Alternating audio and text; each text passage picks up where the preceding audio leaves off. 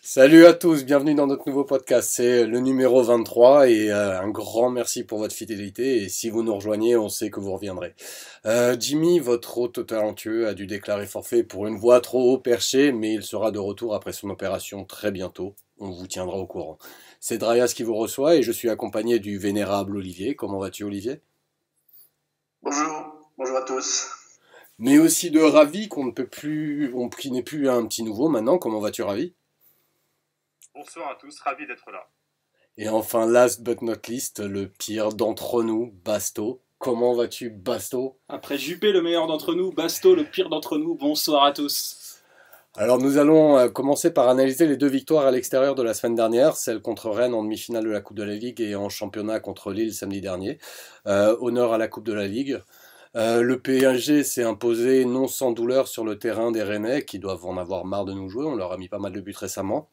2-3 grâce à des buts de Meunier à la 24e, un CSC de Correa à la 53e et un JO décidément très décisif cette semaine qui lui a planté à la 58e. Et pour Rennes qui ont finalement réussi à trouver le chemin des filets après l'expulsion de Mbappé à la 63e et ont marqué par l'intermédiaire de Sako à la 85 et Persic à la 92e. Ma question pour vous est la suivante. Quels ont été les points forts de ce PSG? Ravi, tu commences. Alors, avant le match, c'est surtout la composition sur le papier qui me plaisait beaucoup. J'attendais beaucoup de l'association Pasteur et Neymar. Malheureusement, dans le jeu, on n'a pas trop vu ça. Donc, du coup, ce que j'ai aimé, c'est plutôt des choses individuelles, collectifs, et particulièrement le chef-d'œuvre, une fois plus, de notre Belge. Je réponds ainsi aussi à certains qui disent que parfois il ne fait pas exprès. Mais là, sa collection de chefs-d'œuvre commence à avoir de l'allure au PSG. Et enfin, j'ai aimé l'utilisation qui a été faite de la vidéo, où l'arbitre a pu utiliser cette assistance pour décider rapidement et pour prendre la bonne décision. Et d'ailleurs, tout son match est réussi. Il a eu le dialogue nécessaire, adéquat pour, malgré la nervosité de certains joueurs. Donc, de ce niveau-là, Léo a été une réussite. Ben, merci beaucoup, Ravi. Basto, je te laisse prendre le relais. Et ben moi, malgré la victoire, en ce moment, j'ai plus de points faibles que de points forts, donc ça va être assez rapide. Donc malgré les deux buts pris, bizarrement, j'ai aimé, pour moi, le point fort, ça a été la défense. Non pas le système défensif dans sa globalité, mais vraiment les quatre défenseurs. J'ai aussi aimé notre quart d'heure au retour des vestiaires, où on est beaucoup plus équilibré, jusqu'à l'expulsion d'Mbappé. Et là, de nouveau, des difficultés, mais plus compréhensibles. Et puis, bien sûr, j'ai aimé, dans le point fort, tout simplement, la qualification pour une 11e finale consécutive. Merci à toi, Basto. Olivier, je te laisse conclure, enfin, ce premier tour de table. Oui, moi je suis un peu d'accord avec mes petits camarades. Ça n'a pas été un match flambant. On sentait l'équipe un peu démotivée, peut-être la coupe, le troisième match à Rennes. Donc il n'y a pas beaucoup de points forts, moi, qui m'ont séduit, dans le jeu en tout cas. Et comme Basto, j'ai apprécié la qualification. Il y a une phrase bateau qui dit que la seule excuse d'un match moyen, c'est de le gagner. Même moyen, le PSG s'en sort toujours. Et quoi qu'on pense de la qualité de la prestation, le résultat est là. Il se qualifie pour une 5e finale d'affilée. Il peut gagner sa 8e Coupe de la Ligue, dont il est déjà le recordman absolu. De plus, c'est une victoire acquise à l'extérieur contre Rennes, déjà battu 2 fois chez lui auparavant, un championnat en coupe, ce qui est quand même assez exceptionnel. D'autant que Rennes a été un peu moins passif et résigné que les 2 fois précédentes. Et d'ailleurs, tout le parcours du PSG dans cette compétition cette année s'est déroulé loin du parc. Et pour une équipe qui est réputée pour avoir plus de difficultés à l'extérieur, c'est quand même un excellent résultat avec 3 matchs pour autant de victoires qualificatives. Bah, merci, Olivier. Est-ce que par exemple, Basto, tu veux rebondir sur ce que disait Ravi ou... Non, je rebondirai sur les points faibles. Ok, Ravi, tu voulais ajouter quelque chose? Non, non, c'est bon. Ok, d'accord. Bah écoutez, messieurs, je vais vous proposer maintenant de passer à l'analyse des points faibles de ce PSG, donc contre Rennes. Basto, je te laisse commencer. Le gros point faible, ça a été le placement et le déplacement des milieux, que ce soit en phase défensive ou offensive, notamment en première mi-temps, mais même en seconde. Je pense que j'y reviendrai un peu plus tard, plus en détail. J'ai pas aimé non plus la nervosité de notre équipe, parce qu'encore une fois, on a un match qui se dirige vers une victoire facile. Il y a 3-0, il y a aucun danger, et puis un geste inutile d'Mbappé qui se fait qu'on se retrouve à 10, et derrière, on encaisse 2 buts qui sont en plus assez évitables, on se fait peur un peu pour rien. Et enfin, dans le point faible, je vais mettre l'arbitrage vidéo aussi pour plusieurs raisons. Pour moi, la principale, c'est que les émotions sont prises en otage car elles sont en différé. Et personnellement, ça m'a rendu le match assez insoutenable à regarder. Mais bon, c'est pas le débat du soir, donc je vais pas m'épancher plus là-dessus. Alors, je vais passer la main maintenant à Olivier. Les points faibles dans le jeu, comme je l'ai dit, j'ai trouvé une qualité globale très insuffisante, surtout en première mi-temps, avec un milieu déséquilibré, nombreuses erreurs techniques, des pertes de balles un peu inhabituelles. Un jeu d'attaque qui m'a semblé décapité par l'absence de Cavani et des solutions axiales qu'il propose. Il faut, dans cette première mi-temps, un exploit individuel de Meunier pour marquer, sinon les occasions étaient quasi nulles. Et puis certains, encore une fois, laissaient passer leur chance de montrer qu'ils pouvaient concurrencer sérieusement les titulaires. Je ne sais pas s'ils en auront beaucoup d'autres. J'ai trouvé aussi des points faibles avec une équipe souveraine et concentrée qu'on avait dû devoir, et encore très nerveuse. Et comme Basto, je déplore le nouveau carton rouge de frustration pour Mbappé. Et puis j'ai déploré le manque de contrôle en fin de match où on cède trop facilement à une pression pourtant très modeste de Rennes et on concède à nouveau 2 buts évitables. On se demande même à ce moment-là du match ce qui serait devenu s'il était resté plus de temps de jeu à 2-3. Merci beaucoup Olivier. Alors Ravi, est-ce que tu vois des points ajoutés dans les faiblesses? Est-ce qu'il y a des points faibles qui ont été avancés par les autres que tu ne partages pas? Non, c'est le problème en fait dans les matchs de coupe. On a parfois cette sensation que les titulaires ne se donnent pas forcément à fond. Du coup, ça a des désavantages les coiffeurs, enfin, les remplaçants. Et moi personnellement, je l'ai pas compris. J'ai vu le match streaming. J'ai vu avant les sur le match. Et j'ai pas compris par exemple la notation de Pastore dans les médias. Certes, il a été moyen, pas trouvé, mais c'est surtout toute l'attaque qui a été mauvaise. Quand tu as zéro mouvement devant, c'est difficile pour ceux qui créent d'avoir une bonne sensation sur le terrain. Mais c'est vrai que, comme a dit Basto, le milieu de terrain, à force d'être constamment, ça empêche aussi parfois la fuite du jeu, du placement. C'est compliqué. Je pense que le show est très bon en relayeur, mais en tant que 6, il va très défaillant dans le placement et il a du mal à défendre en recul. Voilà. Sinon, dernière chose que je n'ai pas aimé, c'est ridicule de Neymar, mais c'est pas très. Merci beaucoup Ravi. Basto, est-ce que tu as envie de réagir? Est-ce que par exemple pour toi les manquements au milieu s'expliquent que par Lo Celso? Un autre point sur lequel tu veux réagir?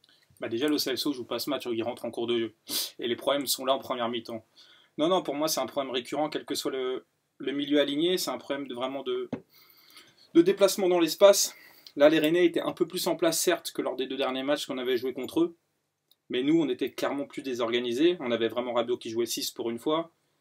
Et Marco qui hésitait au début entre l'aider dans la conduction basse, puisqu'on sait que Rabiot a du mal pour ce point-là, ou se projeter. Et on avait un Pastore qui n'a pas pris l'espace libre sur la droite que laissait Verratti, et qui se retrouvait dans la même zone que Neymar, et les deux n'arrivaient même pas à combiner ensemble. Du coup, il y avait une espèce de distension entre nos lignes, avec une ligne de 2 qui était Rabiot, Verratti, et devant Pastore qui se baladait avec les autres attaquants. Bon, en fait, c'était un 4-2-3, en fait, finalement, avec Pastore qui était très souvent même devant Neymar qui attendait. C'était un peu compliqué, la relation entre les deux n'a pas eu. Ouais. Est-ce qu'Olivier, toi tu attribues ça aussi à un 4-2-3-1 au niveau de l'organisation, ou pour toi il y a un manquement du coach, un manquement de la compréhension des joueurs? Comment est-ce que tu expliques ces problèmes au milieu, toi?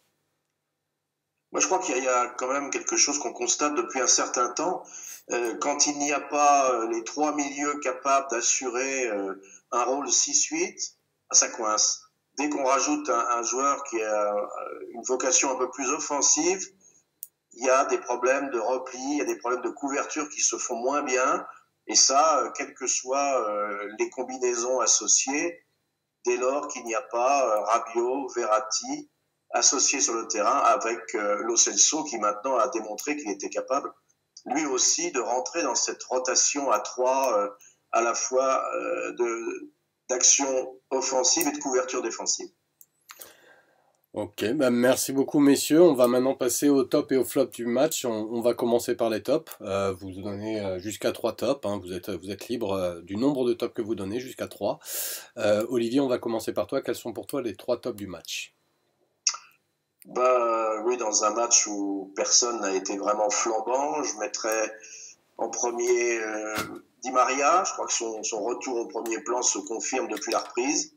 Il a d'ailleurs été titularisé à tous les matchs par Emery, même si il y avait des défections dans ce secteur de jeu. Et il a été satisfaisant dans beaucoup de ses matchs. Il a été impliqué dans de nombreux buts, soit en marquant, soit en faisant marquer. Contre Rennes, il a été moins bon, mais au sein d'une équipe qui était globalement au-dessous de son niveau habituel, il a été un des plus en vue. Il a été proche de marquer le deuxième but en fin de première période, une jolie volée.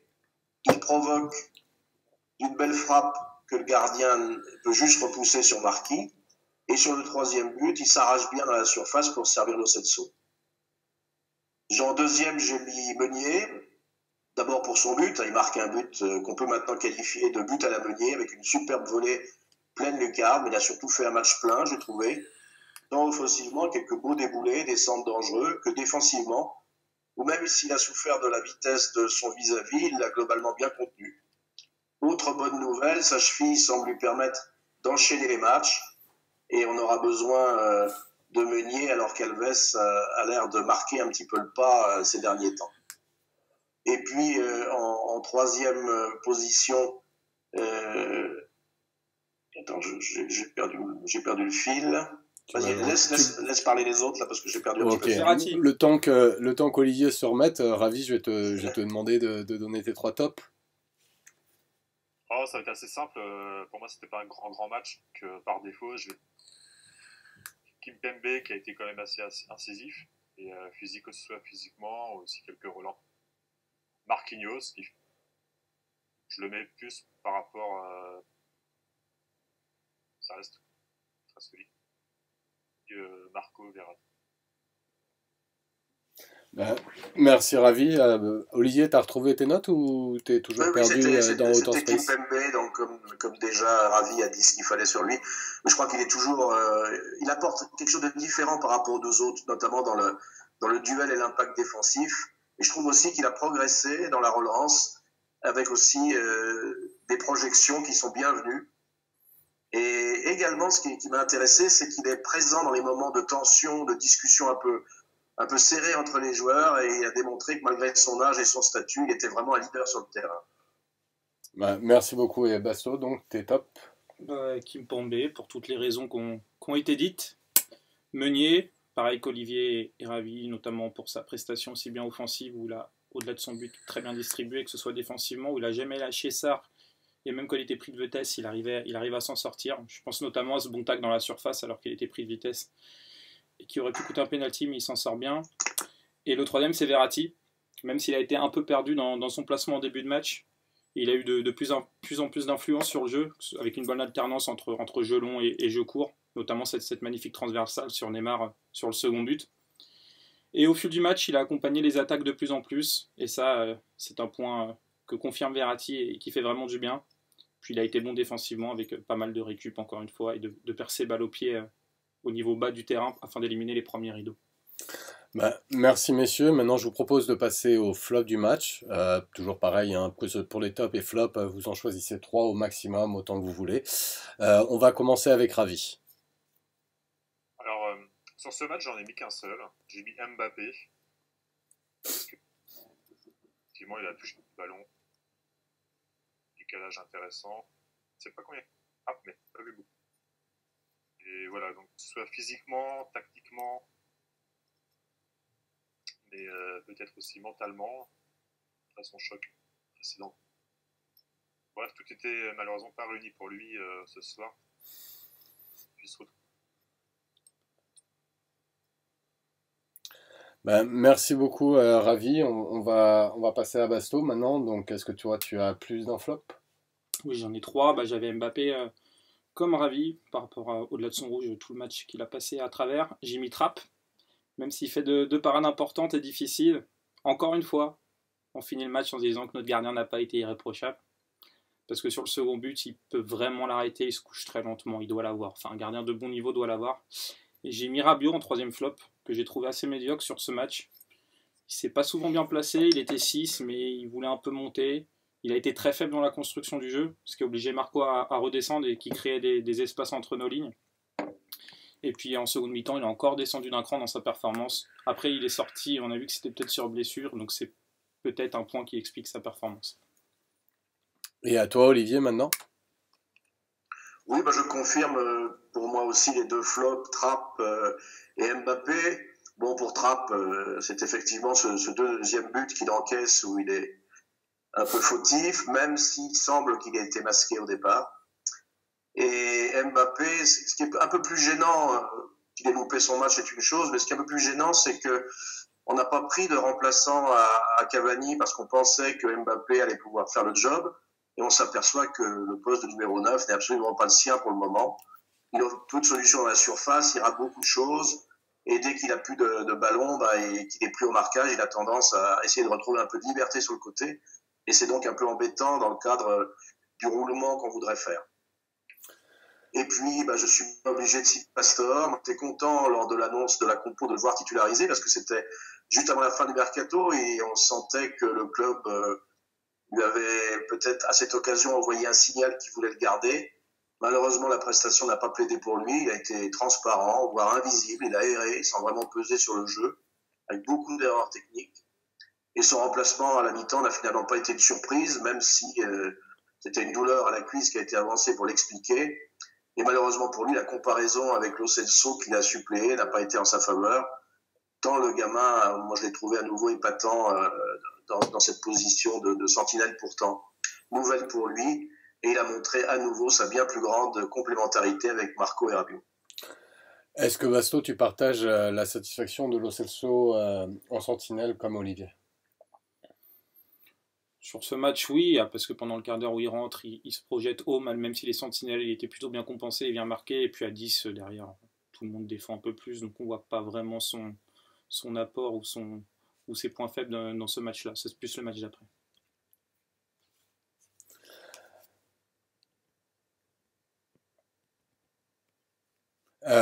Excusez-moi, j'ai un petit trou. Je vous ai demandé les flops? Oui, ok. Voilà, pardon, excusez-moi. Donc maintenant, on va passer à Lille et merci messieurs pour l'analyse de ce match. Donc retour au championnat, un samedi après-midi en terre lilloise. Le PSG a marqué 3 buts contre une équipe qu'on pourrait qualifier de galtiésienne, qui est compacte, rugueuse, pas toujours à l'aise, balle au pied. On a vu un but du pied droit de Berchiche en toute fin de première mi-temps. Pied droit, c'est à noter pour ce joueur. Un coup franc sublime du Ney à la 77e. Et que dire de ce lob de Gio à la 87e, un joyau, un petit chef-d'œuvre. Même question que précédemment. Quels pour vous ont été les points forts de ce PSG contre Lille? Basto, je te laisse commencer. Encore un match qu'on gagne, encore un match où il y a peu de points forts à souligner, bizarrement. Moi, je vais souligner le fait qu'on ait concédé peu d'occasions dans ce match, même si, comme tu l'as souligné dans ton préambule, Lille n'a pas fait grand-chose avec ballon. Et on s'est créé pas mal de situations face à une équipe qui était très regroupée, même si elle ne pressait pas. Et le milieu a été plutôt bon avec ballon, sans c'est autre chose. Et puis, on a fait un clean sheet qui fait toujours du bien. Olivier, je vais te laisser enchaîner. Oui, comme Basto, je remarque la victoire malgré une qualité de jeu, encore une fois, pas extraordinaire. Et comme souvent est L1, les prestations sont difficiles à juger du fait de la difficulté pour l'adversaire, et en particulier pour Lille, à finir les quelques occasions qu'il s'est procurées. Pourtant, les Lillois avaient su gêner les Parisiens en début de rencontre en densifiant leur milieu, en étant actifs au pressing et en profitant des largesses dans le dos à la perte du ballon. Mais le PSG a su éviter le pire et a gagné finalement presque tranquillement 3-0, ce qui à l'extérieur reste toujours un très bon résultat. Il doit surtout ce résultat au talent exceptionnel de ses individualités avec 2 buts magiques, le coup franc de Neymar et puis la frappe en rupture de Lo Celso, tout à fait remarquable. Et puis le remplacement de Pastore par Diarra à l'heure de jeu a permis un meilleur équilibre au milieu, tout en démontrant que Lo Celso était sûrement plus fait pour jouer en relayeur qu'en sentinelle. La fin du match a alors tourné à la promenade de santé, facilitée par la grande fatigue des Dogs, qui n'avaient plus beaucoup d'essence dans le moteur après leur folle dépense d'énergie de la première mi-temps. Ben, merci beaucoup Olivier. Je vais te laisser conclure, Ravi. Oui, bah pour moi, ce match, en fait, il ressemble un petit peu au match contre Rennes, à la différence près qu'on est nerveux. On a davantage la mainmise sur le terrain et c'est plus facile avec la 10 derrière, donc plus facile. Justement, c'est dans ces matchs-là où on attend plus de mouvements offensifs et Neymar et Di Maria, ils créent énormément, mais c'est pas collectif, c'est individuel. Et pour moi, ça pose des problèmes dans la teneur globale du match, hein. Comme les autres, bah, j'ai aimé les deux actions individuelles. La magnifique frappe semi-feuille morte, semi-lob en rupture qui montre à quel point il est plus à l'aise d'ailleurs. Et bien sûr, le coup de Neymar, superbement dosé et logé dans la lucarne. Ancien qui était sûrement perturbé par la consigne de Thiago Silva avant. Et par les gestes aussi qu'il a fait, la course d'élan de Neymar. T'as vu, il a eu un temps d'arrêt avant. Et c'était trop. Ben, merci beaucoup, Ravi. Est-ce que un de vous voulait rebondir sur ce qu'a dit quelqu'un d'autre? Basto, non? Olivier, veux-tu réagir? Non, non, non, non. Eh bien, écoutez, messieurs, je vais vous proposer maintenant de passer au point faible de ce PSG. Et Olivier, je te laisse commencer. Bah, le point faible, c'est celui qu'on souligne depuis un moment, c'est-à-dire l'organisation globale de l'équipe à la perte du ballon. Et comme je le dis, pour moi, c'est un problème récurrent lorsque Rabiot ou Verratti manquent à côté de Celso, qui malgré toute sa bonne volonté n'est pas une pointe basse naturelle. Si le troisième à la place de Rabiot ou Verratti est Draxler ou Pastore, bah, le déséquilibre est alors patent, qui est aggravé par les défaillances défensives des côtés, avec peu de participation de Di Maria et de Neymar, et la médiocrité également défensive des latéraux, plus d'Alves que de Berchiche d'ailleurs sur ce match, qui ont conduit Emery à faire rentrer Meunier en fin de match pour laisser Alves devant et permettre à Meunier d'équilibrer un peu mieux le côté. On sent que l'entraîneur Basse tourne autour de la recherche de cet équilibre depuis le début de la saison. Il va bien falloir maintenant qu'il trouve une solution parce que le Real approche. Et cette obstination à la fois de Rabiot et de ceux qui acceptent son diktat de refuser de jouer sentinelle alors que c'est celui qui a le plus de possibilités pour ça. Et je crains, si ça persiste, quelque chose qui risque de nous coûter très cher. Merci beaucoup, Olivier. Ravi, est-ce que tu as la même lecture sur les points faibles de ce match? Bah, moi, j'ai mis en évidence quand même la mauvaise performance de Cavani. On ne retrouve pas encore le niveau qui est en 2017.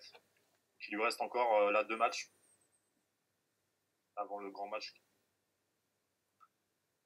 Sinon, j'ai pas aimé, encore une fois, le manque de relation entre Neymar et Pastore. Et du coup, une difficulté pour Ravière d'exister dans cette zone, vu comment on redescend sur le terrain, garde de ballon. Voilà. Mais moi, en fait, ce que je voulais dire, je voulais surtout parler de ce que j'ai pas aimé sur le match globalement. Toujours pareil, c'est le football de nauséabond ainsi de Galtier, qui pour moi est la quintessence, même pas depuis les 20 dernières années en Ligue 1. C'est une des têtes d'affiche de ces entraîneurs qui ont peu d'ambition dans le jeu, avec les Antonetti, Gérard, Dupraz et compagnie. C'est vraiment un mal profond et ça déteint même sur des entraîneurs qui parfois ont fait du bon jeu, comme Grobenec, qui pendant un an à Bordeaux est au travers défensif. Donc les entraîneurs respectent réellement le foot. Ben, merci Ravi pour cet avis. Basto, quel est ton point de vue toi sur les points faibles du match? Le gros point faible, c'est encore cet énorme souci structurel au milieu, mais qui concernait pas que les milieux sur ce match, ça concernait en plus, je pense, au moins Di Maria et les défenseurs centraux. Peut-être qu'on pourra y revenir aussi plus rapidement, plus profondément, pardon, tout à l'heure. Et j'ai pas aimé aussi le fait qu'on ait eu une recherche trop individuelle pour faire la différence. Il y a eu très peu de construction collective élaborée dans les petits espaces, par exemple. C'était vraiment la recherche d'un exploit individuel tout au long du match. Alors, on reviendra sur Di Maria un petit peu plus tard, parce que j'ai bien entendu que tu as envie de revenir dessus. J'aimerais juste qu'on revienne sur le débat Pastore, que Ravi assimile, Ravi n'assimile aucune responsabilité à Pastore pour son positionnement, Est-ce que pour vous, Pastore, dans sa prestation sur Rennes, est bien positionné sur le terrain et là où il doit être? Est-ce que c'est Neymar qui n'est pas forcément là où il doit être? Comment est-ce que vous expliquez cette relation entre les deux joueurs? Je te laisse commencer, Olivier. Mais Pastore, c'est toujours le même problème. On le connaît, ce problème. C'est pas un joueur de côté. On s'acharne à le faire jouer sur le côté. Et là, en plus, il est tombé dans la zone d'influence de Neymar, qui n'a pas combiné avec lui, qui a pris une place énorme. Pastore, il faut le faire jouer dans l'axe. Ça sert à rien de déplorer à chaque fois ses insuffisances, parce que c'est pas son jeu. On le désavantage, on le décrédibilise quand on le fait jouer de ce côté-là. Donc moi, je ne donnerai pas toute la responsabilité au joueur qui m'a ébloui très souvent lorsqu'il jouait dans l'axe et qui m'a souvent déçu parce qu'il n'a pas naturellement une activité qui lui permet de jouer sur le côté. Basto, je te laisse rebondir sur ce sujet. Bah déjà, je comprends pas pourquoi Olivier dit que Ravière a joué sur un côté, puisqu'il était encore une fois 10 dans un espèce de 4-2-3-1 ou au pire relayeur gauche dans un 4-3-3. Non, je pense que Ravi a besoin d'être le mec libre sur le terrain, et dès qu'il y a un mec qui l'est aussi, que c'était Ibra avant ou Neymar maintenant, et bah Ravière a un peu du mal à s'exprimer, à compenser peut-être ce côté-là. Il y a énormément de construction, ou encore une fois sur l'axe droit, il y a un espèce de no man's land où Ravière doit aller prendre l'espace pour avoir une équipe équilibrée, il ne le prend pas et il reste dans la zone de Neymar. Donc pour moi, c'est plus la faute de Pastore que de Neymar sur les 2 derniers matchs.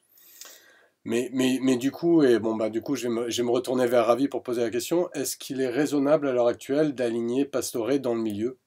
Ou est-ce qu'il faut lui réserver une place en attaque?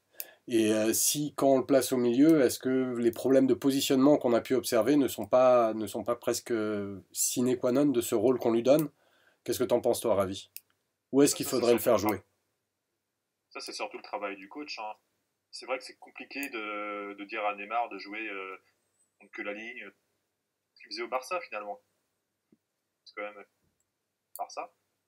Mais on sait qu'il est venu avec un certain statut et qu'il ne changera pas de sitôt. Donc, c'est à Pastore de s'adapter, soit en jouant plus reculé, et en laissant et que le coach demande à Neymar de vraiment jouer plus avancé quand même.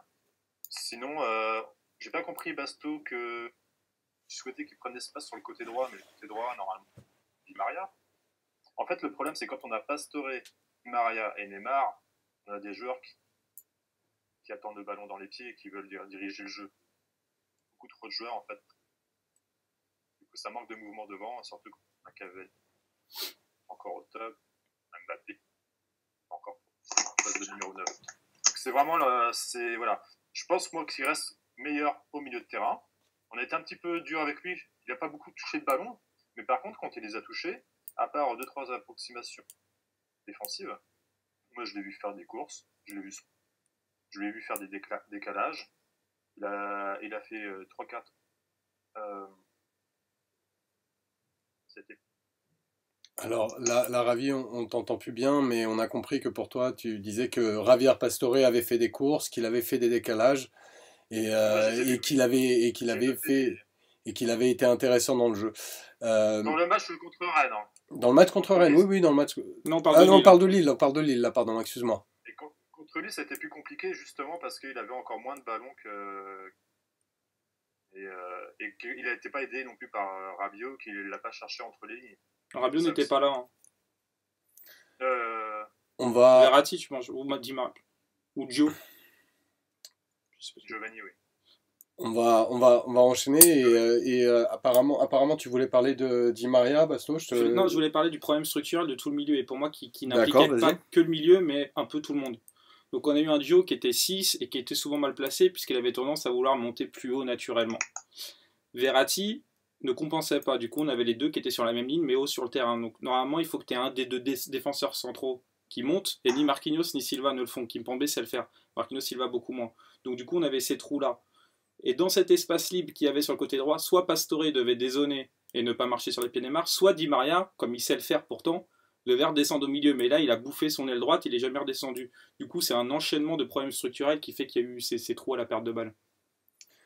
Est-ce qu'Olivier, pour toi, c'est quelque chose qu'on peut attendre de Di Maria, ce dézonage et ce presque devenir, meneur de jeu? Est-ce que c'est quelque chose qu'on peut attendre d'un joueur comme Di Maria? Mais c'est quelque chose qu'on attend d'un entraîneur surtout, d'essayer d'équilibrer ça.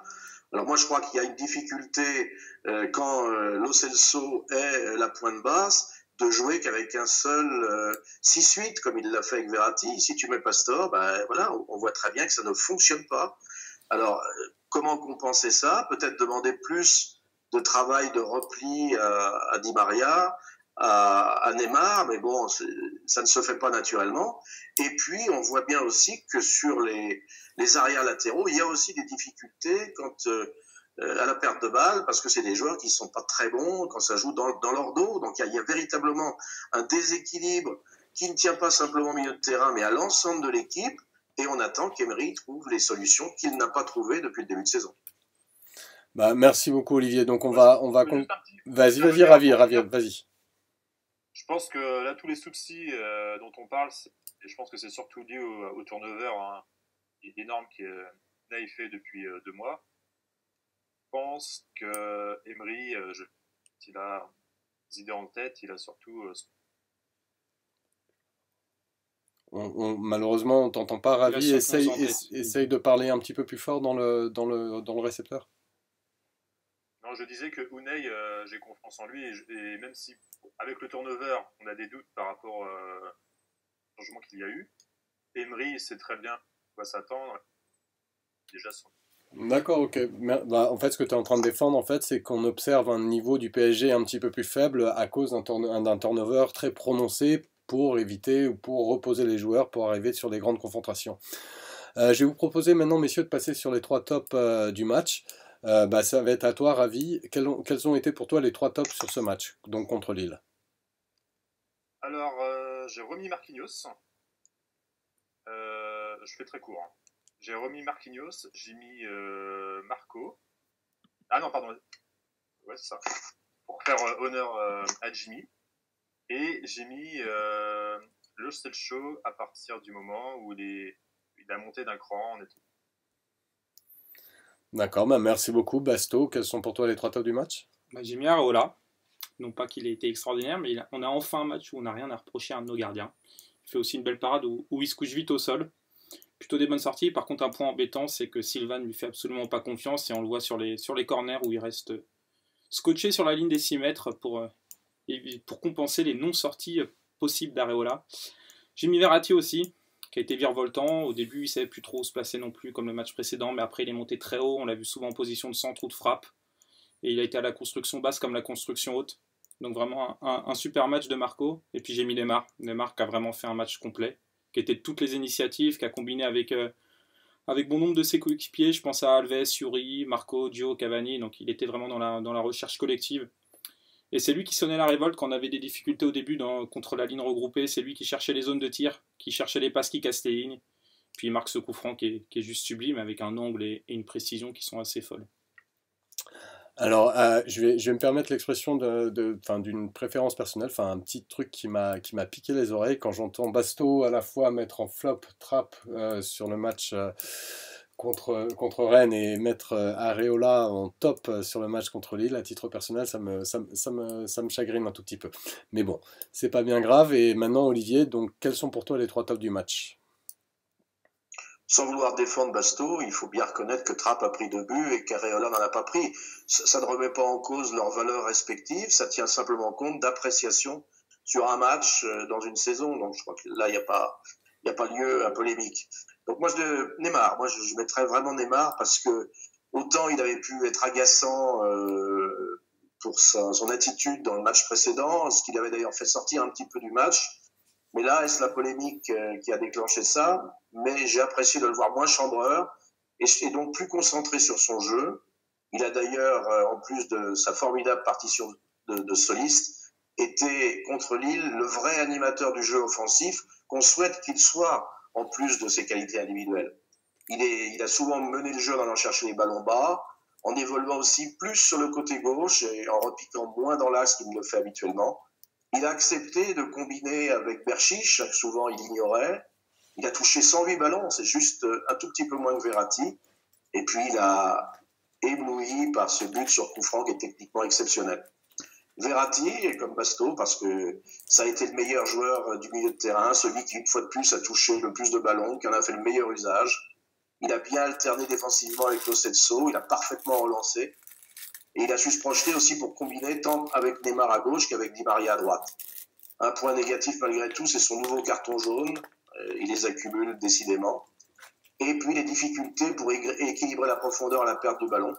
Mais là, j'ai déjà cité ce problème avec le déséquilibre lorsqu'il n'y a pas un autre joueur un peu plus défensif avec lui et Giovanni. Et Lo Celso, comment ne pas être épaté par Lo Celso qui étonne par sa fraîcheur et quand il accepte un rôle qui n'est pas fait pour lui. Alors effectivement, il n'en a pas toutes les qualités, mais il compense beaucoup ses déficiences dans le positionnement par une grosse activité au duel, parce qu'il récupère quand même beaucoup de ballons. Et son vrai registre, et là je suis d'accord avec Ravi, il l'a démontré en relayeur quand Diarra a remplacé Pastore, qu'il est monté d'un cran. Plus haut situé sur le terrain, il a fait admirer sa finesse technique, sa capacité à trouver des ouvertures, et puis quel bijou que cette frappe en rupture qui lobe Maignan pour le 3e but. Merci beaucoup Olivier. Basto. J'ai déjà fait mes tops. Ah pardon, excuse-moi. Donc on va passer au flop. Vous avez le droit à 3 flops chacun. Et donc cette fois c'est effectivement à toi Basto, je te laisse commencer. Alors en 1, je vais mettre la défense centrale brésilienne, puisqu'ils n'ont pas été mauvais, mais il y a eu vraiment 0 prise de risque dans leur jeu. Et en plus ils ont connu des difficultés à la relance dont ils n'ont pas forcément l'habitude. Notamment dans le jeu long, où il y a eu pas mal de longs ballons en touche de la part des deux. En 2e flop, j'ai mis Pastore, qui était perdu dans son positionnement, qui paraissait à la peine physiquement, qui était souvent en retard dans les duels, qui a eu, contrairement au match d'avant, beaucoup de déchets dans son jeu en plus. Alors oui, forcément, il a du talent et on le sait, en fin de mi-temps, il fait 3 gestes de classe, il y a ce petit pont dans la surface, il y a 2 ouvertures chirurgicales qui auraient pu, voire dû être des passes décisives, mais c'est pas suffisant, et puis on a toujours l'espoir qu'il revienne mieux en seconde, puisque c'est un joueur qui est diesel, mais là il est resté sur cette lignée médiocre. Donc il rate son match. Et en 3, Cavani, 3e flop, puisqu'il a tout loupé. Vraiment tout loupé. Et pour une fois, il était recherché et trouvé par ses coéquipiers. C'est pas les matchs où il est isolé. Il a eu du déchet dans ses contrôles, dans ses passes et dans ses prises de décision. Il y a 2 exemples. Je me souviens qu'il intercepte une passe qui lui est pas destinée, alors que Di Maria derrière est en bonne position pour marquer. Et la seconde, c'est quand il oublie Neymar qui est seul face au but et qui préfère y aller tout seul et qui frappe 2 ou 3 mètres au-dessus. Merci beaucoup Basto. Olivier, quels sont pour toi les 3 flops du match? Moi, j'en ai 2 en commun avec Basto, c'est-à-dire Pastore, mais j'ai expliqué pourquoi. Pour moi, il a du mal à trouver sa place et c'est pas nouveau dans cette équipe. Dès qu'il y a un monstre qui occupe la main au niveau du jeu, ça a été Ibra, maintenant c'est Neymar, il ne récupère que des miettes. Et puis en milieu de terrain, il est trop limité en volume de jeu et en capacité défensive pour briller. Donc, je crois qu'il va souffrir en cette fin de saison, d'autant que Draxler a montré qu'il était quand même un peu meilleur que lui en 8-10. Et puis, il y a la montée en puissance de Diarra, le retour de Thiago Motta qui vont limiter encore les possibilités de place disponible dans le milieu de terrain. Donc, j'ai un peu de crainte pour lui. Cavani, c'est pas nouveau. Il est dans le dur depuis la reprise après la trêve. Il a peiné pour marquer le but du record. On pensait que ça le libérait. Je n'ai pas trouvé qu'il était spécialement libéré. Il a tendance, dès que ça va pas, à fuir de plus en plus l'axe pour s'excentrer. Alors, il devient difficile à trouver. Il peine pour combiner techniquement. Et puis, il perd aussi sa lucidité. Je confirme après Basto ce moment où il oublie Neymar alors qu'il était extrêmement bien placé au terme d'une belle contre-attaque. Et puis Alves qui continue à me décevoir. Où est passé le Denis Alves du début de saison? Encore un match médiocre pour le vétéran du côté droit. Passe encore pour son apport offensif. Il a fait voir quand même son entente avec Neymar et sa participation active à l'animation du jeu. Mais ses carences défensives, surtout dans son dos, pèsent sur l'équilibre, en particulier du milieu de terrain. Au point que pour le soulager, Emery a été obligé de faire rentrer Meunier en fin de match afin que Alves n'ait pas à défendre. Et c'est quand même un peu préoccupant parce que dans cette gestion statutaire de l'effectif, on peut craindre qu'Alves ne soit encore préféré à Meunier dans le match très important qui nous attend. Alors avant de passer la main à Ravi, j'ai une question pour toi Olivier. Est-ce que Cavani c'est inquiétant à tes yeux? On est habitué aux sautes de réussite de Cavani. Combien de fois on se demande si Cavani a vraiment le niveau et puis on est rassuré les autres fois parce que il est quand même exceptionnel. Donc je crois qu'il faut accepter ça, il faut accepter ses trous. Celui-là malheureusement tombe pas forcément au bon moment, mais je j'ai quand même bon espoir, étant donné son esprit guerrier, qu'il va être capable de se surpasser pour le match contre le Real. Donc, ses qualités intrinsèques, ses dons de lutteur, sa capacité à transformer les occasions. Non, je ne veux pas avoir d'inquiétude pour Cavani. Je te remercie pour cette précision. Ravi, pour toi, quels ont été les 3 flops du match? Oula, il me reste des miettes. Donc je dirais, non, tout a été dit. Hein. J'avais dit Cavani et Alves. Mon coup franc, là, au 7e ciel, en deuxième mi-temps, symbolise malheureusement ces 3 derniers mois au PSG. C'est vrai que c'est préoccupant. Concernant Cavani, non, je pense qu'il sera bien présent à Bernabeu. D'accord, merci beaucoup, messieurs. Alors, maintenant, on va enchaîner avec... Il y a encore eu une nouvelle polémique sur Neymar. Je ne sais pas la combienième on en est depuis le début de la saison, la 4e, la 5e, ça n'arrête pas. On peut noter notamment la déclaration de Dugarry qui a dit texto la prochaine fois qu'il se fera couper en 2, il ne faudra pas qu'il se plaigne. C'est limite de l'incitation à la violence. On va pas revenir dessus. Mais il y a eu tout un florilège de réactions dans un sens ou dans un autre autour de cette question que je vais vous poser maintenant. Neymar a-t-il raison de provoquer? Olivier, je te laisse commencer. Je crois qu'il y a une grande hypocrisie dans tout ça. Alors, est-ce qu'il a tort ou est-ce qu'il a raison? Je dirais, sous forme de boutade, les deux, mon général, car il y a 2 façons de juger l'attitude de Neymar. La première, effectivement, critique. La provocation, le chambrage, sont une facette de son jeu qu'on connaît et que personnellement, je ne trouve pas la meilleure de lui. D'autant que cette façon de se comporter n'est pas un seul effet de son désir de s'amuser gentiment avec l'adversaire, mais sciemment calculé et utilisé comme une arme de déstabilisation pour sortir l'autre du match, voire l'inciter par frustration à perdre le contrôle et réagir un peu trop vivement au risque de prendre jaune et rouge. Mais en deuxième analyse, je reconnais toutefois que son argumentaire d'après-match pour se défendre contre les critiques est particulièrement pertinent. Et je me permettrai de citer in extenso sa déclaration. Ils me mettent des coups et moi je joue au foot. Ils provoquent, mais moi aussi je sais provoquer à ma façon, avec le ballon, avec mon foot. Je ne suis pas là pour mettre des coups, je ne sais pas faire ça. Moi je me défends avec le ballon. Des gens vont dire que je suis un bon joueur et que je provoque beaucoup, mais c'est mon jeu. Et c'est ma façon à moi de me défendre. Je sais que les gens vont parler de ça, mais ils doivent se mettre à ma place. Ça ne sert à rien aux défenseurs de me provoquer, parce que je vais les provoquer encore plus, et je vais faire gagner mon équipe. La vraie question, en fait, que pose l'attitude de Neymar est: la fin justifie-t-elle tous les moyens en football? Et la seule réponse objective est: tous les moyens, non, mais en tout cas ceux qui ne sont pas interdits par les lois du jeu, pourquoi pas? Le chambrage a toujours existé dans le foot, comme a toujours existé la pression physique sur l'adversaire. Et l'histoire montre que c'est souvent malheureusement la victime qui s'est retrouvée coupable dès qu'elle a cédé à la provocation verbale, à l'humiliation technique ou à la rudesse des contacts. Zidane chambré par Materazzi, Maradona frictionné par Gentile, Beckham perdant ses nerfs face au harcèlement de Simeone sont les cartons rouges les plus emblématiques de cette attitude. Avec réalisme, je dirais finalement que comme pour Thiago Motta pour d'autres raisons, il vaut mieux avoir Neymar dans son équipe que contre soi. Merci beaucoup Olivier, et je note quand même l'emploi de in extenso. Voilà, il n'y avait que toi pour le faire lors d'un podcast. Ravi, je te laisse enchaîner. Oui, bon, en fait, voilà, il y a 2 aspects dans la provocation de Neymar. Il y a sa provocation balle au pied, sa provocation dans la gestuelle ou verbale.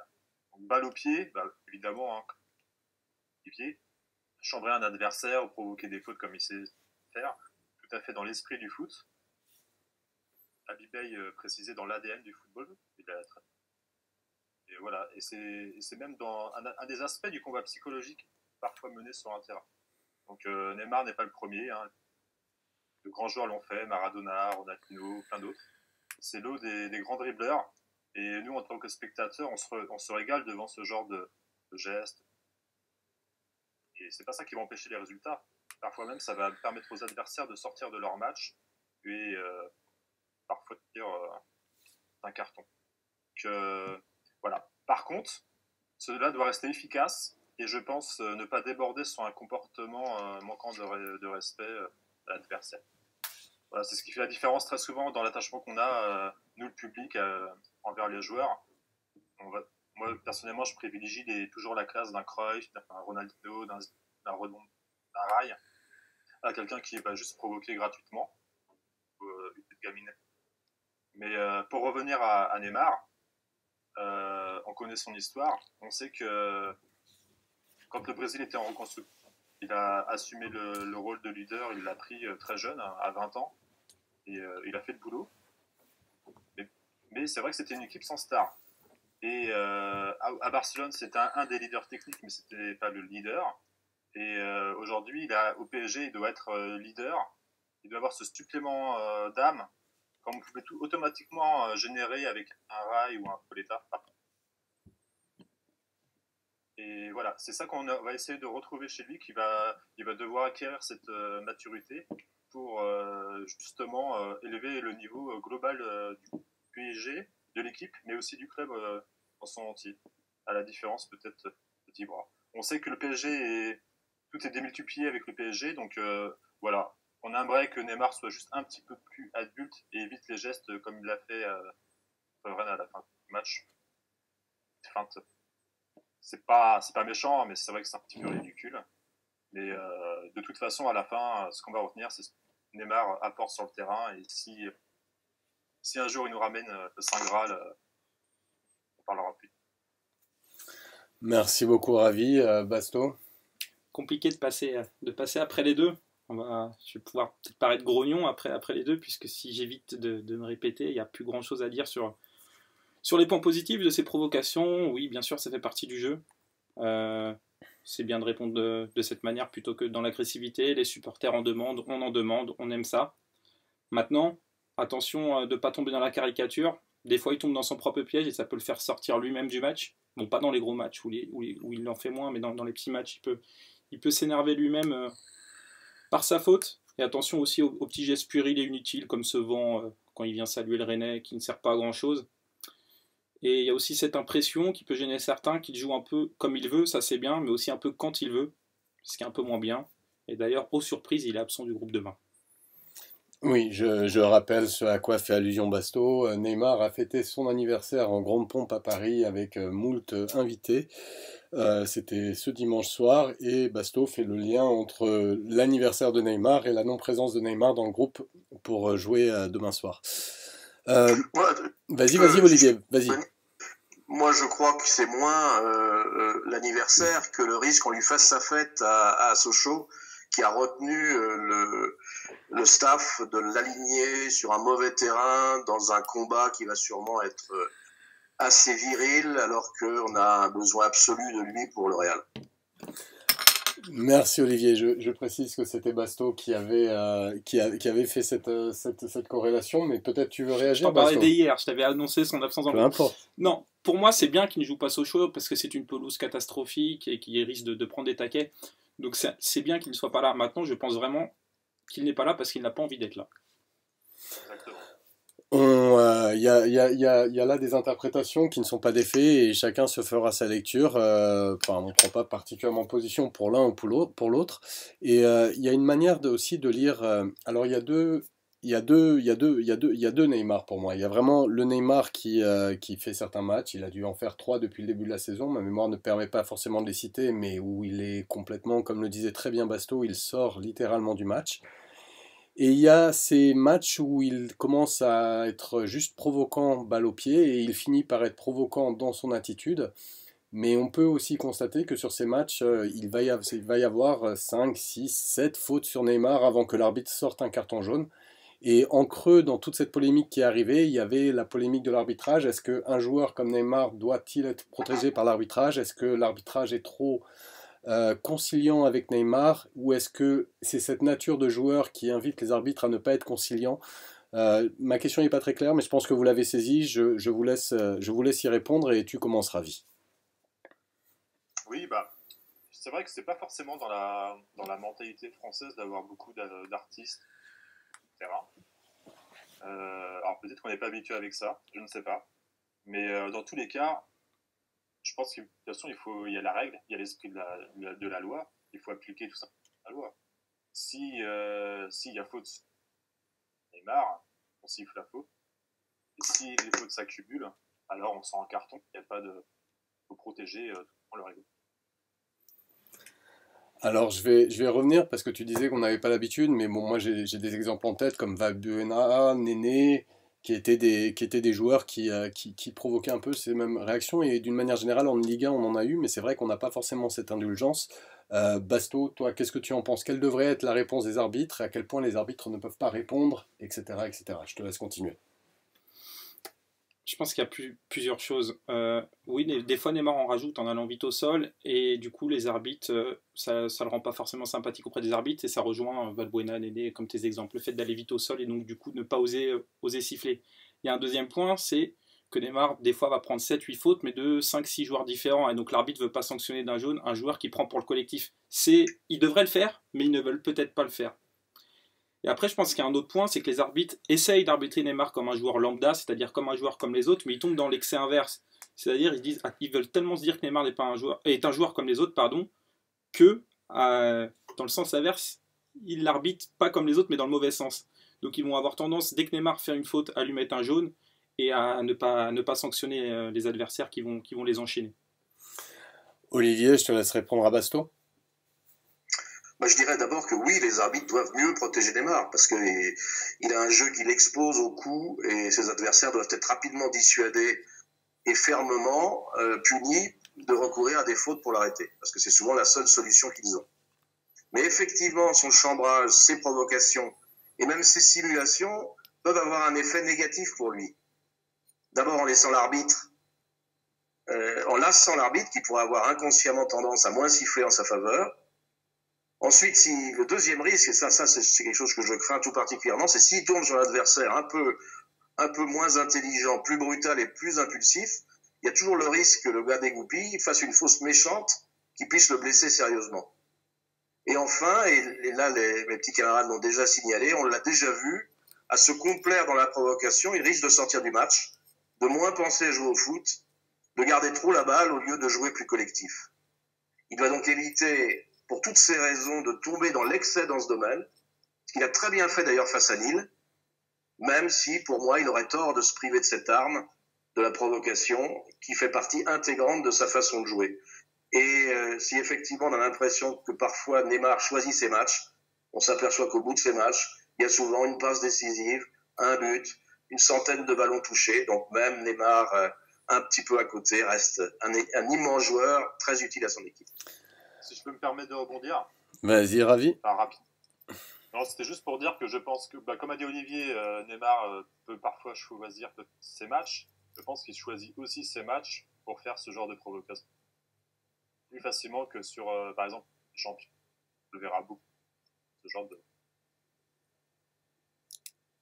Merci beaucoup, Ravi. Ouais, tu disais, je précise juste parce que tu n'étais pas très très bien entendu, que Neymar choisissait ses matchs pour faire ce genre de provocation et plus le match avait de l'importance, moins il aurait tendance à en faire. Maintenant, avant d'aborder ce qui va être notre fil rouge inévitable jusqu'au 6 mars, un certain Real Madrid, je ne sais pas si vous connaissez, je ne sais pas si vous en avez entendu parler, mais je vous proposais un petit point sur le mercato qui a fermé ses portes. Concernant le groupe pro, on a enregistré le départ de Lucas vers Tottenham et l'arrivée de Lassana Diarra qui était libre. On a déjà beaucoup parlé de Lassana, donc on va éviter d'épiloguer sur le sujet, ce ne sera pas bien nécessaire. Référez-vous au précédent podcast si vous voulez du débat et parfois du débat animé sur le sujet. Sinon, on a vu certains jeunes trouver du temps de jeu par des prêts. Il y a Johan Desmoncy qui a rejoint Orléans en Ligue 2, Rémi Descamps lui est parti à Tours dans le même championnat.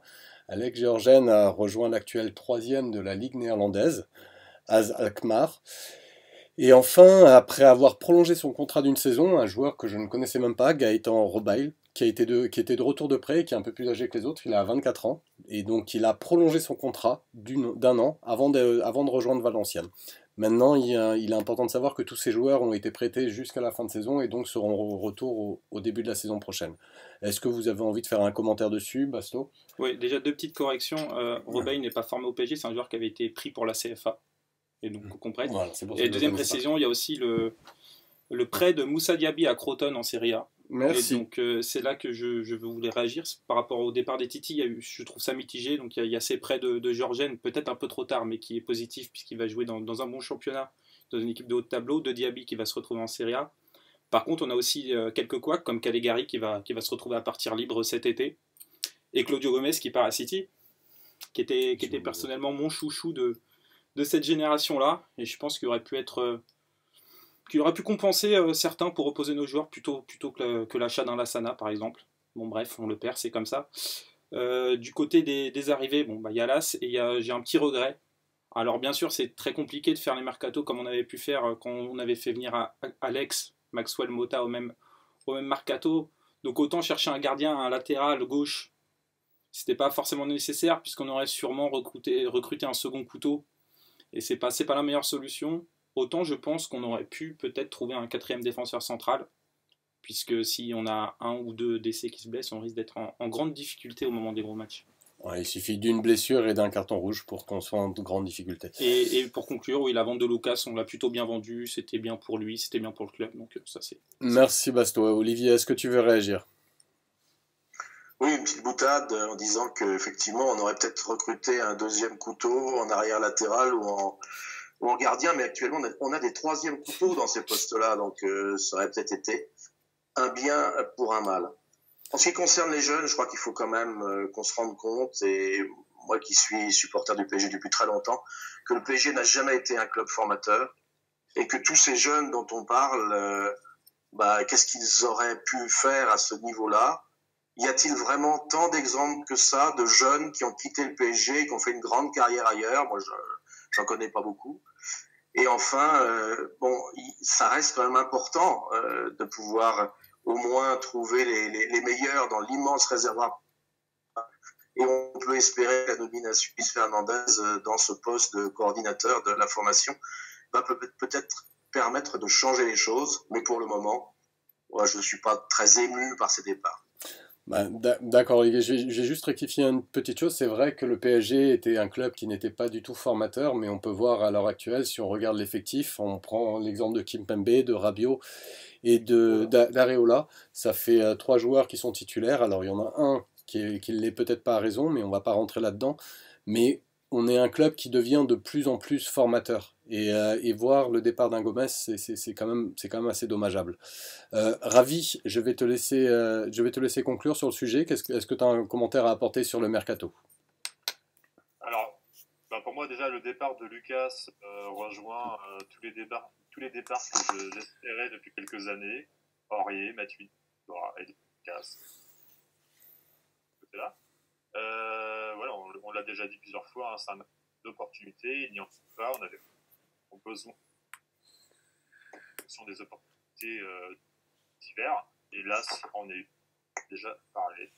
Concernant les jeunes, oui, je trouve que ça prend quand même beaucoup de temps à chaque fois au club, des jeunes comme Jean Jeune et les Garés qui ne pouvaient pas. On ne comprend pas trop en fait quelle est leur politique exacte. Là, j'ai entendu parler d'Orléans, un club filial. Orléans, ils sont en Ligue 2, donc c'est déjà pas mal plus intéressant pour les phares. Ça peut permettre à des joueurs de garantir une meilleure post-formation, ce qui c'est bien. Mais globalement, voilà, comme je rejoins aussi Olivier, à partir du moment où le jeune n'est pas un crack, c'est normal que ce ne soit pas forcément par la suite gardé au PSG. Concernant Claudio Gomez, c'est officiel ou pas? Oui, c'est officiel. Oui. Mais c'est pas effectif maintenant, ce sera effectif en fin de saison. Par contre, on est un petit peu pris par le temps, donc on va enchaîner. Ce sera un sujet, ce sera un sujet très intéressant à faire, la formation à Paris et les gros couacs qu'il y a. Sans doute. Maintenant, on va commencer à parler du Real Madrid. Alors, on va pas en parler dans les grandes largeurs. On va laisser ça pour le prochain podcast que je vous conseille d'écouter en long, en large et en travers, parce qu'on parlera bien sûr de la semaine à venir, mais effectivement du Real Madrid de manière bien plus conséquente, parce que le Real Madrid sera à 3 jours. Mais là, il y a eu un petit événement, un nouveau couac dans le parcours du Real Madrid, même un gros os. Ils sont allés faire match nul sur la pelouse du 17e de Liga, pardon. Donc je nomme le cher Levante. Et j'ai une simple question pour vous. Est-ce que le Real ressemble de plus en plus, là, c'est un fait, le Real ressemble de plus en plus à une bête blessée. Qu'est-ce que cela augure pour vous, ces contre-performances qu'ils peuvent expérimenter en Liga ou en Coupe du Roi? Olivier, je te laisse commencer. c'est très difficile de savoir où en est réellement le Real, tant ses résultats sont décevants, certes, mais surtout en dents de scie. Il va faire un très très bon match à Valence, et puis là, il retombe à nouveau dans ses errements contre une équipe qui est beaucoup moins forte. Manifestement, il est dans une saison difficile, il doute, mais moi je pense qu'il est capable de se mobiliser pour un rendez-vous dont il a l'habitude de maîtriser toutes les composantes. Et finalement, moi, c'est pas tellement le Real qui me soucie, c'est nous. Quelles que soient nos supériorités ponctuelles ou réelles, on sait que notre problème, c'est d'arriver à exprimer ces supériorités lorsque le niveau s'élève, lorsque la pression est plus forte. Et je pense qu'elle est là, la clé du match. Et c'est nous qui la détenons, la clé du match, plus que l'opposition. Et si nous, on est capable de faire face à tout ça, on est capable d'être serein, on est capable d'être efficace, quel que soit l'état du Real, on aura une très grosse chance contre eux. Merci beaucoup Olivier. Et maintenant, je vais demander à Ravi de se lancer sur l'analyse, pas forcément l'analyse de ce match, mais l'analyse de ce Real, avec juste une petite contrainte, c'est qu'on est un petit peu pris par le temps, donc de faire assez court, s'il te plaît. D'accord. Non, bah, je confirme ce que je disais au podcast 18, il me semble, hein, sur le Real. Je ne pense pas. Je pense que ça sera compliqué pour eux d'être à 100% sur le plan mental et physique. 180 minutes, parce qu'ils l'ont pas démontré cette année. Donc inconsciemment, je pense qu'ils ne peuvent plus avancer comme les années précédentes, et avec peut-être la volonté aussi de privilégier pour faire la coupe en fin d'année. Donc, bon, c'est le Real de Madrid, c'est un grand club, confiance, humilité. Mais je suis comme il y a un mois, je suis très enthousiaste à l'idée de les trouver et notre chemin. On fera un bon papa. Merci beaucoup, Ravi. Pasto? Comme tu l'as dit, c'est une bête blessée. Comme dit l'adage, méfiez-vous d'une bête blessée. Donc oui, le Real est malade, c'est sûr. Ils ont une efficacité offensive hallucinante et une fébrilité défensive, notamment Varane et Marcelo. Ils sont faibles mentalement, on le sait. Maintenant, je pense vraiment que la clé, ce sera les 20 premières minutes du match. Soit on rentre bien et le Real peut lâcher mentalement puisqu'ils sont dans une période où rien ne va. Soit on rentre mal et là, ils peuvent prendre confiance et ça peut être très dangereux pour nous. Merci beaucoup. Alors maintenant, donc avant ce fameux choc, on a quand même une semaine à jouer et donc c'est important de s'occuper des matchs, même si l'approche du Real on commence à la ressentir. Et on a deux déplacements encore, hein, un mardi à Sochaux en huitième de finale de Coupe de France et un samedi à Toulouse en championnat. Deux déplacements, pas forcément une nouvelle chose parce qu'on va se déplacer aussi au Real. Rapidement, quel compo voyez-vous Emery aligné contre Sochaux? Ravi, tu vois quel compo toi? Alors moi, de base, j'aurais aimé contre Sochaux, contre Toulouse et contre le Real, on ait la même équipe. Je pense on est dans la période finale de préparation que j'aurais aimé. Donc on sait que c'est impossible, puisqu'il y a eu un anniversaire, donc Neymar n'est pas là, Berchi, c'est pas s'il va récupérer. Oui, il était bien bourré. C'est ça. Donc je dirais Meunier, Courze, chez les latéraux, Silva, Kim, Verratti, Las, Pasto. C'est une dernière chance. Et puis Mbappé, Cavani. Mbappé, Cavani et Di Maria sans doute. Di Maria, c'est ça. Voilà. Alors je vais juste rappeler vite fait encore une fois que la liaison entre l'anniversaire de Neymar et l'absence de Neymar, alors que Neymar, comme l'a rappelé Baston, n'était sans doute pas le plus bourré à cette soirée, et donc son absence à Sochaux, ce n'est que Ravi et Basto qui la font. Ce n'est pas ce que Moi je dis pas que c'est parce qu'il est bourré, je dis que c'est parce qu'il a pas envie de le jouer. Je te laisse répondre maintenant à Alors, la composition. Sortez vos billets et allez jouer la compo sur Winamax. Je pars du principe qu'Unai va faire une équipe. Quoi? Non, rien, pardon. Un peu de ça. Je pars du principe que Unai va faire une équipe X demain et est en train de mettre la meilleure équipe à Toulouse et de ceux qui reviennent de blessures ou qui sont suspendus. Donc pour moi, la compo ce sera Trapp, une défense Kurzawa, Silva, Marquinhos, Meunier, au milieu Las, Pastore, Verratti et devant Di Maria, Cavani, Mbappé. Alors ouais. Vous avez exactement la même compo en fait. Non, lui il a mis Kimpembe. Ah oui, tout à Voilà. fait. Et alors toi Olivier, tu partages l'avis des compadres ou est-ce que comme Ravi tu aurais aimé voir la même équipe tout le long ou est-ce que toi tu vois des changements et à raison contre Sochaux?